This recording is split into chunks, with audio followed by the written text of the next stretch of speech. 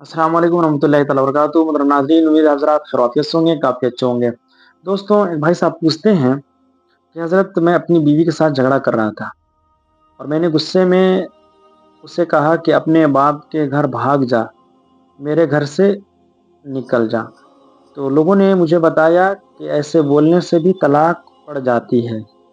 तो मैं गाँव के इमाम साहब से सवाल पूछने लगा तो उन्होंने कहा कि अगर आपके ज़हन में तलाक वग़ैरह हो, तो तलाक पड़ जाएगी वरना तलाक नहीं पड़ेगी।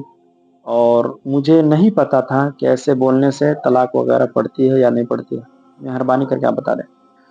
भाई साहब का सवाल आप लोगों ने मुलाहिज़ा कर लिया कि वो पूछते हैं कि अपनी बीवी को मैंने गुस्से की हालत में कहा कि भाग जा मेरे घर से, अपने बाप बाप के यहाँ चला जा। और मुझे ये पता भी नहीं था कि ऐसे बोलने से जो है तलाक भी पड़ जाती है।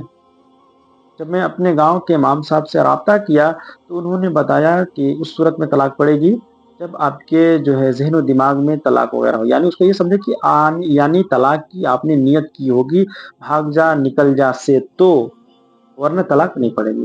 तो मेरे भाई याद रखें कि इमाम साहब ने बिल्कुल सही बताया है कि ये लफ्ज़ जो हैं वो किनाया के हैं, जो है, और किनाया में नियत का एतबार होता है।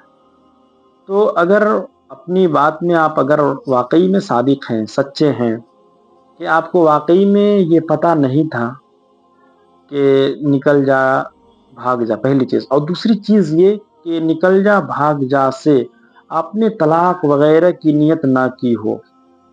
हालाँकि ऐसा होता है कि बहुत सारे लोग जो बचने के लिए हीले और बहाने करते हैं। तो हीला-बहाना अगर करके वो सवाल पूछ रहे हैं मेरे भाई, तो याद रखें कि बताने वालों को नुकसान नहीं है। जो सवाल पूछ रहा है हीला-बहाना करके, छुपा करके, नुकसान उनका ही है ना?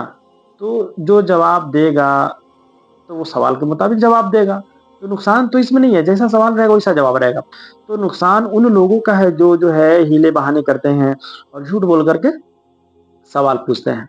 तो अगर वाक़ई में आप जो है निकल जा, भाग जा से तलाक वग़ैरह की नियत ना लिए हों, क्योंकि बहुत सारे लोग गुस्सा में अपनी बीवी से बोलते हैं, डाँटना मकसूद होता है, भगाना मकसूद होता है, तलाक देना मकसूद नहीं होता है। तो ये किनाया के अल्फ़ाज़ है और उसमें नियत का एतबार होता है। तो काइल से बेहतर तो नियत के बारे में कोई नहीं बता सकता है कि उसकी क्या नियत थी। तो अगर वाक़ई में आपकी नियत तलाक वग़ैरह की नहीं थी, तो तलाक नहीं पड़ेगी, है ना? हालाँकि ऐसे जुमले से तलाक पड़ जाते हैं, इसलिए किनाया के अल्फ़ाज़ हैं। किनाया में नियत का एतबार होता है। अगर किसी ने जो है तलाक की नियत करके और अपनी बीवी से कहा कि भाग जा, निकल जा मेरे घर से, तो तलाक तो पड़ जाएँगी। अगर ज़हन-ओ-दिमाग में तलाक है, नियत है तलाक की तो, लेकिन अगर नहीं है, तो तलाक नहीं पड़ेगी, है ना? इसलिए कि किनाया के अल्फ़ाज़ में नियत का एतबार होता है। अब कितनी तलाक़ें पड़ेंगी, तो जितनी तलाक़ उसने अपने ज़हन-ओ-दिमाग में बसाया होगा उतनी तलाक़ें पड़ेंगी।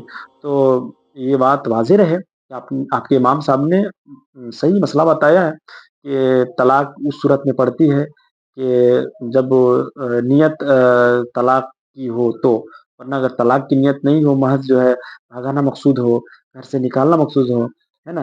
तो उस सूरत में तलाक़ नहीं पड़ेगी।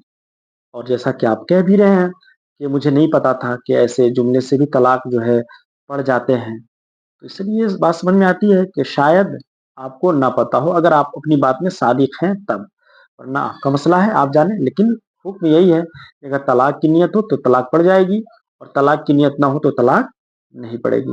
तो दोस्तों, उम्मीद है कि ये मसला आपको समझ में आया होगा। अगर मसला समझ में आया तो अपने ज़्यादा से ज़्यादा दोस्तों तक शेयर करें। अस्सलाम वालेकुम रहमतुल्लाहि तआला वबरकातुहू।